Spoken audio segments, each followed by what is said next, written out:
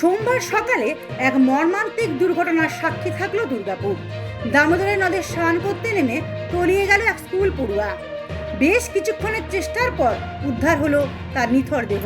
মৃত কিশোরের নাম আয়ুষ শর্মা, বয়স মাত্র 15 বছর। সে দুর্গাপুরের রেলগেট সংলগ্ন সিনেমা হল রোড এলাকার বাসিন্দা এবং বিধাননগরের একটি বেসরকারি ইংরেজি মাধ্যম স্কুলের 8ম শ্রেণীর ছাত্র ছিল। জানা গেছে, সোমবার সকালে 3 বন্ধু মিলে দামোদরের নদে স্নান করতে গিয়েছিল তারা।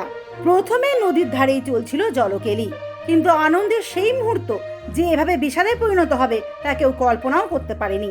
স্নান করার সময় আচমকায় গভীর জলে চলে যায় আয়ুষ। সাঁতার না জানার কারণে মুহূর্তের মধ্যে সে জলের তলায় তলিয়ে যেতে থাকে। বন্ধুরা তাকে বাঁচানোর আপ্রাণ চেষ্টা করলেও ব্যর্থ হয়। তাদের চিৎকার শুনে ছুটে আসেন স্থানীয় বাসিন্দারা। শুরু হয় তড়িঘড়ি খোঁজাখুঁজি।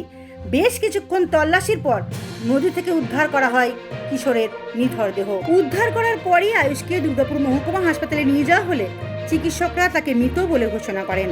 এই খবর ছড়িয়ে পড়তেই হাসপাতালে ভিড় জমান পরিবারের সদস্যরা।